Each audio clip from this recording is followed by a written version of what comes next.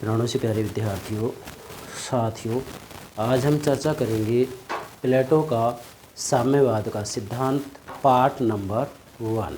Yes dear students, पिछले lecture में हमने आपको प्लेटो के साम्यवाद के संदर्भ में संपत्ति साम्यवाद समझाया था। आज हम परिवार या महिला या पत्नियों का साम्यवाद की चर्चा करेंगे। नोट करें बेटा, प्लेटो का साम्यवाद का सिद्धांत लेक्चर नंबर 43(1) मतलब साम्यवाद के सिद्धांत पर हमने पहला लेक्चर अपलोड कर दिया 43 नंबर का। आज दूसरा लेक्चर है 43(1). बेटा सबसे पहले तो आपको ये ध्यान रखना है क्या कि प्लेटो का लक्ष्य क्या है? आदर्श राज्य की स्थापना करना। और आदर्श राज्य का उल्लेख किस पुस्तक में किया है? रिपब्लिक में है। रिपब्लिक का हिंदी अर्थ क्या है? आदर्श नगर राज्य व्यवस्था। अब आदर्श राज्य की स्थापना करना प्लेटो का लक्ष्य है। और आदर्श राज्य का शासक कौन होगा? दार्शनिक राजा, मतलब बुद्धिमान शासक, ज्ञानी शासक। मतलब प्लेटो ज्ञान की संप्रभुता चाहता है, ज्ञान का शासन चाहता है। अब आदर्श राज्य के लिए प्लेटो ने आदर्श राज्य की आधारशिला न्याय को बताया। तो न्याय का सिद्धांत मैंने समझा दिया है। और आदर्श राज्य का आधार स्तंभ शिक्षा और साम्यवाद को बताया है। शिक्षा मैंने समझा दिया है और साम्यवाद का सिद्धांत चल रहा है। इसका मतलब हम प्लेटो के आदर्श राज्य के आधार स्तंभ साम्यवाद के सिद्धांत की चर्चा कर रहे हैं। ठीक है बेटा, आप ध्यान दें। बेटा प्लेटो ने संरक्षक वर्ग के लिए जो शिक्षा की व्यवस्था की, उस शिक्षा व्यवस्था के द्वारा जो सुसंस्कार संरक्षक वर्ग में पैदा किए जाएंगे, वो सुसंस्कार कहीं विपरीत पर्यावरण में, विपरीत वातावरण में, कुसंस्कार में ना बदल जाएं, इसके लिए प्लेटो ने ये व्यवस्था की क्या कि संरक्षक वर्ग को परिवार और संपत्ति से अलग रखा जाए। क्यों? क्योंकि वास्तविक रूप में परिवार और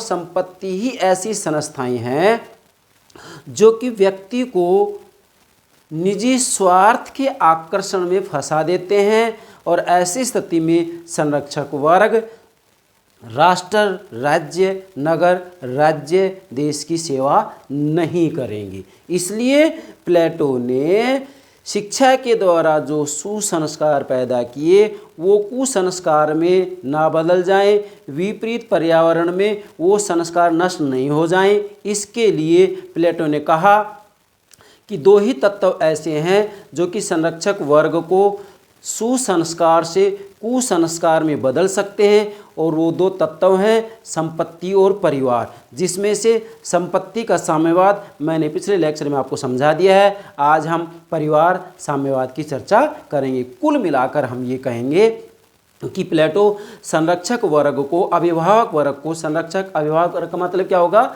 दार्शनिक शासक वर्ग और सैनिक वर्ग को, तीन वर्ग बताए ना प्लेटो ने, दार्शनिक शासक वर्ग, सैनिक वर्ग, उत्पादक वर्ग। तो इसमें से पहले जो दो वर्ग हैं, दार्शनिक शासक वर्ग, सैनिक वर्ग, इनको प्लेटो ने संरक्षक वर्ग या अभिभावक वर्ग की संज्ञा दी है। और प्लेटो का जो साम्यवाद है, प्लेटो का जो साम्यवाद का सिद्धांत है, वो दार्शनिक शासक वर्ग और सैनिक वर्ग के ऊपर ही लागू होगा। मतलब दार्शनिक शासक वर्ग और सैनिक वर्ग ही संपत्ति और परिवार से अलग रखे जाएंगे, ना तो ये स्थायी रूप में विवाह कर सकते, इनके पास कोई संपत्ति नहीं होगी। और उत्पादक वर्ग है, उत्पादक वर्ग स्थायी रूप में विवाह भी करेगा और संपत्ति भी रखेगा। जैसा कि स्वयं प्लेटो ने कहा है, संरक्षक वर्ग तो केवल उतनी संपत्ति रखेगा जितनी जीवन के लिए नितांत अनिवार्य है।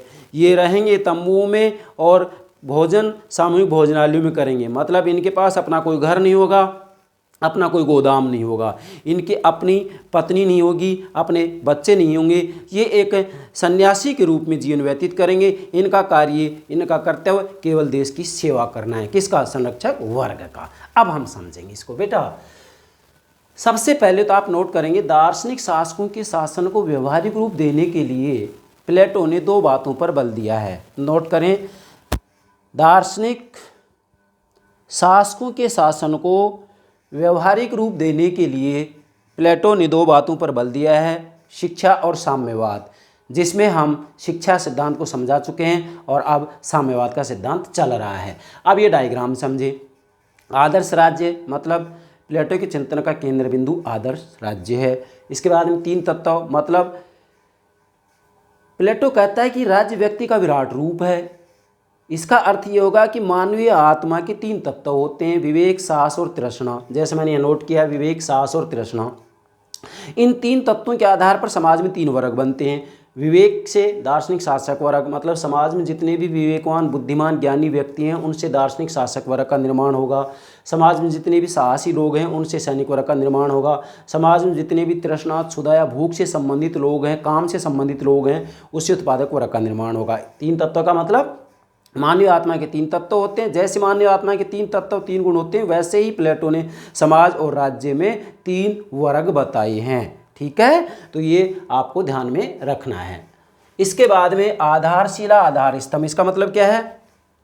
आदर्श राज्य की आधारशिला न्याय होगा और आदर्श राज्य का आधार स्तंभ शिक्षा और साम्यवाद होगा। इसको आप इस तरीके से नोट कर सकते हैं त्रिभुज के रूप में। आधारशिला ये तो हो गया आपका आदर्श राज्य, आदर्श राज्य। यस बेटा। आधारशिला न्याय होगा, न्याय का सिद्धांत मैंने समझा दिया है।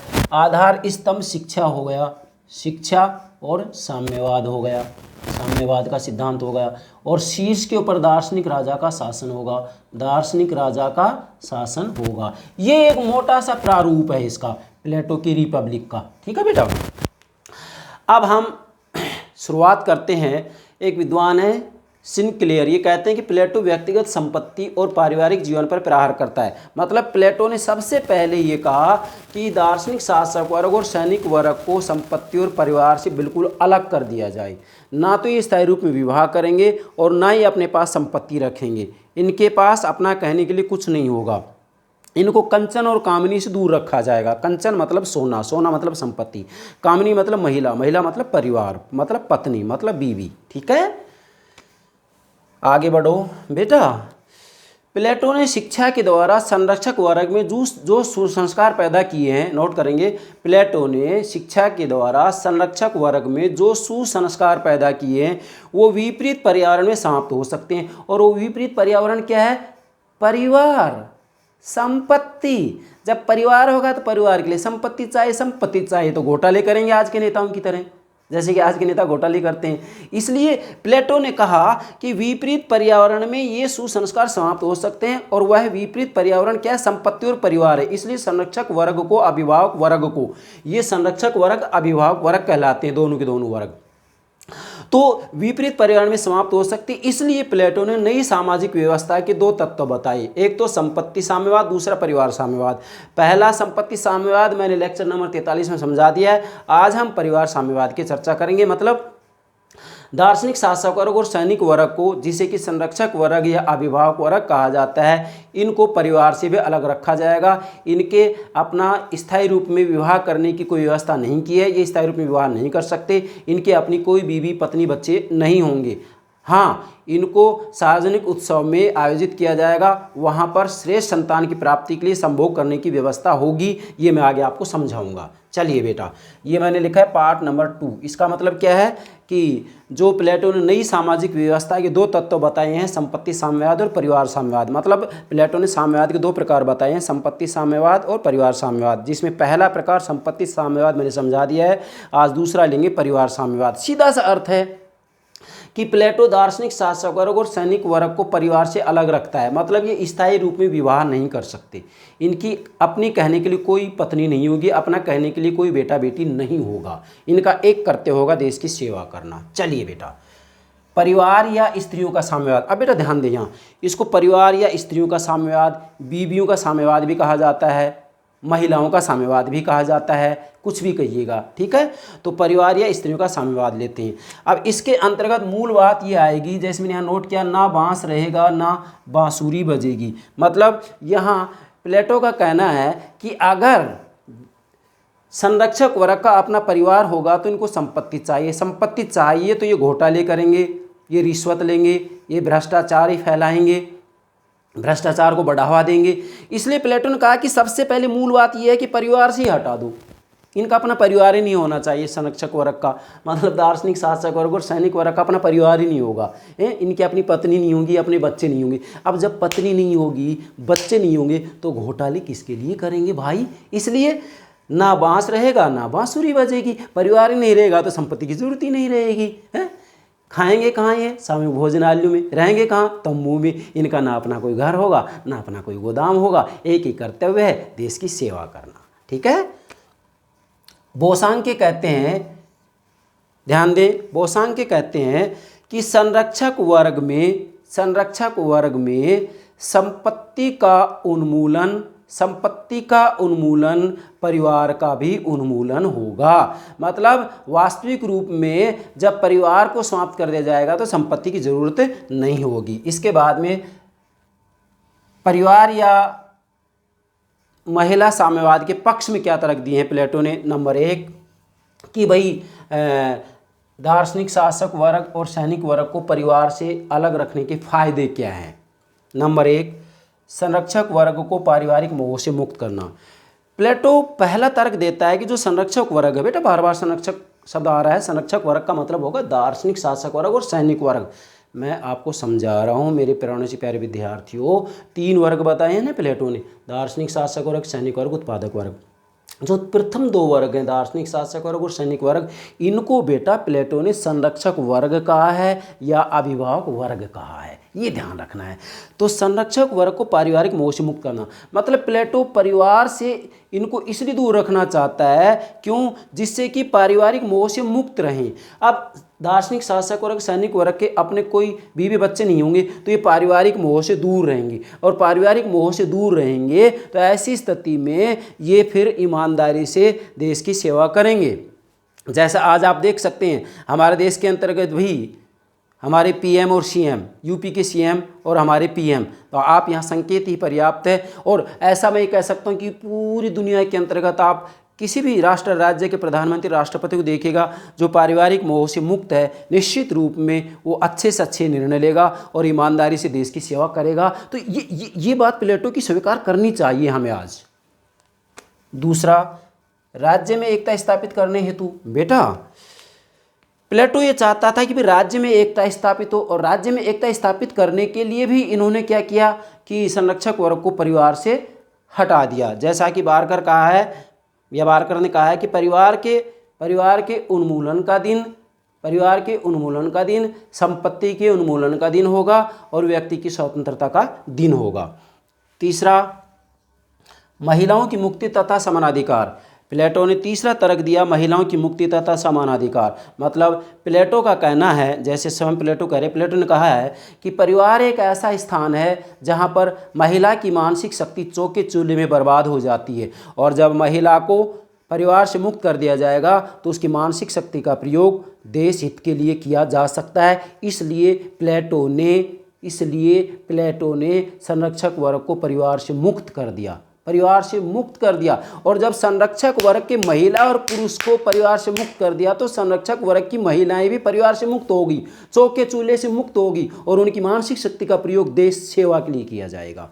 इसलिए ये महिलाओं की मुक्ति चाहते हैं, और साथ में समान अधिकार, मतलब स्त्री और पुरुष को समान अधिकार दिया है। इनका कहना है कि जैसे देश की सेवा पुरुष कर सकते हैं वैसे ही देश की सेवा महिलाएं भी कर सकती हैं। और चौथा तर्क दिया श्रेष्ठ संतति की प्राप्ति, मतलब श्रेष्ठ संतान की प्राप्ति। प्लेटो यहाँ तर्क देते हैं कि इससे श्रेष्ठ संतान की प्राप्ति होगी। क्यों? क्योंकि जो दार्शनिक शासक वर्ग और सैनिक वर्ग के महिला और पुरुष हैं, इनको सार्वजनिक उत्सव आयोजित किया जाएगा, वहाँ पर आमंत्रण किया जाएगा, निमंत्रण दिया जाएगा, बुलाया जाएगा, और यहाँ पर एक श्रेष्ठ पुरुष जितनी महिलाओं के साथ संभोग करना चाहे, उसमें जो क्षमता है वो उतनी महिलाओं के साथ संभोग कर सकता है। इससे क्या होगा? श्रेष्ठ संतान की, बलवान संतान की, ज्ञानी संतान की प्राप्ति होगी। यहाँ पर बिल्कुल मतलब छूट है, यहाँ किसी भी रूप में ये नहीं है कि भाई एक पुरुष एक ही महिला के साथ, नहीं, जितनी क्षमता पुरुष में हो उतनी क्षमता के अनुसार वह उतनी ही महिलाओं के साथ संभोग संबंध, यौन संबंध स्थापित कर सकता है। हालांकि ये बड़ी विचित्र बात है, क्योंकि प्लेटो के जो यहाँ विचार है इसमें कमी दिखाई दे रही है कि ये पशु जगत के उदाहरण लागू कर रहा है मानव जगत पर, जो कि ये ठीक नहीं है, क्योंकि ऐसी स्थिति में नैतिक अराजकता फैल जाएगी। एक सुंदर वस्तु को, एक सुंदर महिला को प्राप्त करने के लिए 10 पुरुष एक तरफ हो जाते हैं और 10 के 10 पुरुष ये कहें कि मुझे ये पसंद है, मुझे ये पसंद है, तो फिर ऐसी स्थिति में वहाँ पर क्या होगा, झगड़े दंगे फसाद ज़्यादा होने की संभावना रहेगी। 5वां है विवाह संस्था में सुधार। प्लेटो इससे विवाह संस्था में भी सुधार करना चाहते हैं। क्यों? क्योंकि वास्तविक रूप में दार्शनिक शासक और सैनिक वर्ग के महिला और पुरुष को सार्वजनिक उत्सव में आयोजित किया जाएगा। वहाँ पर उनका क्षणिक संबंध स्थापित होगा, क्षणिक यौन संबंध होगा। उसके बाद में उनसे जो बच्चे पैदा होंगे उनकी परवरिश राज्य के द्वारा की जाएगी। इसके बाद में ये 5 तर्क दे करके फिर आगे बढ़ते हैं हम। पत्नियों के साम्यवाद या राज्य परिवार की रूपरेखा, मतलब पत्नियों का साम्यवाद या राज्य परिवार की रूपरेखा क्या है, तो इसको थोड़ा समझें आप। बेटा, प्लेटो ने कहा है कि प्रजनन का जो श्रेष्ठ समय है वह स्त्री का तो होगा 20 से 40 वर्ष और पुरुष का 25 से 55 वर्ष। मतलब जो महिला होगी उसका प्रजनन, मतलब बच्चे पैदा करने का जो समय है वो 20 से 40 वर्ष है और पुरुष का 25 से 55 वर्ष के बीच में। अब इसमें क्या होगा, एक सार्वजनिक उत्सव होगा, उसमें संरक्षक वर्ग महिला और पुरुष को जो है बुलाया जाएगा, महिला पुरुष को आमंत्रण दिया जाएगा और यहाँ आने के बाद में फिर ये महिला और पुरुष आपस में जो है यौन संबंध स्थापित करेंगे और इनसे जो बच्चे, जो संतानें पैदा होंगी उनकी परवरिश राज्य के द्वारा किया जाएगा और इनको अपने संतानों को पहचानने तक का मौका नहीं मिलेगा कि ये मेरा बेटा है कि मेरी बेटी है, क्योंकि अगर ऐसा हो जाएगा तो फिर इनमें ममता जग जाएगी, ममता जग जाएगी तो फिर वही बात होगी, संपत्ति घोटाले होंगे। इसलिए इनकी परवरिश पूर्णतः राज्य के द्वारा की जाएगी।